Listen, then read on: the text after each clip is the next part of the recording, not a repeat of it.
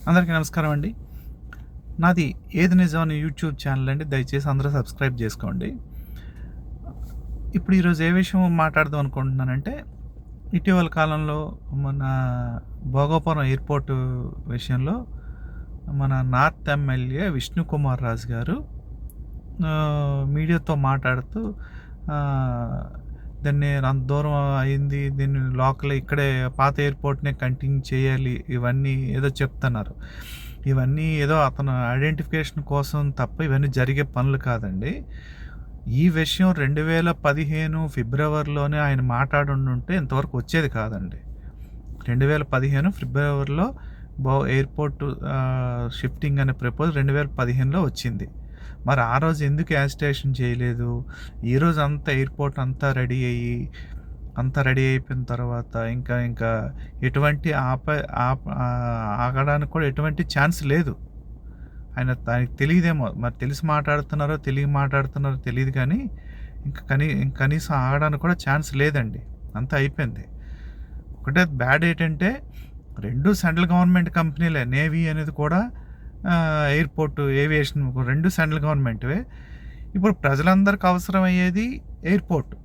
దాన్ని సిటీలో ఉంచకుండా ఎవరు పబ్లిక్‌తో సంబంధం లేని నేవీనేమో సిటీలో ఇచ్చి పబ్లిక్ అందరికి అవసరమైన దాన్ని ఊళ్ళో 40 కిలోమీటర్లతో 40-50 కిలోమీటర్ల దూరంలో పెట్టారు. అది కూడా వేరే జిల్లాకు ట్రాన్స్ఫర్ చేశారు. ఇప్పుడు అక్కడ వేరే జిల్లాకి ఇప్పుడు రేపొద్దున్న అక్కడికి వచ్చిన రెవెన్యూ అంతా విజయనగరం జిల్లాకి వెళ్తుంది తప్ప విశాఖపట్నం జిల్లాకి సంబంధం ఉండదు అసలు.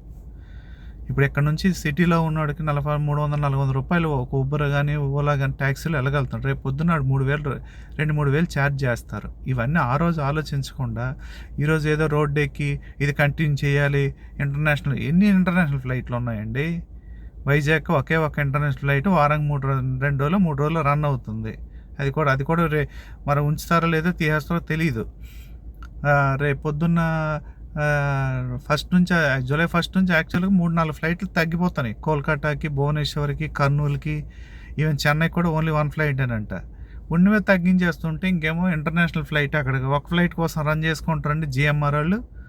ఎంత ఇన్వెస్ట్మెంట్ చేసి ముందే ఇది మాట్లాడకుండా అప్పుడు ప్రభుత్వం బీజేపీదే కదా, మీదే కదా. ఇప్పుడు ఎందుకు లేనిపోనివన్నీ మిమ్మల్ని ఐడెంటిఫై చేసుకోవడం కోసం ఇవన్నీ మాటలు తప్ప ఎందుకంటే అనవసరం మాటలు జనాల్లోని ఏవో రెచ్చగొట్ట కార్యక్రమాలు చేయడానికి. ఆ రోజు ఏమైపోయింది? ఆ రోజు ఎందుకు చేయలేపారు?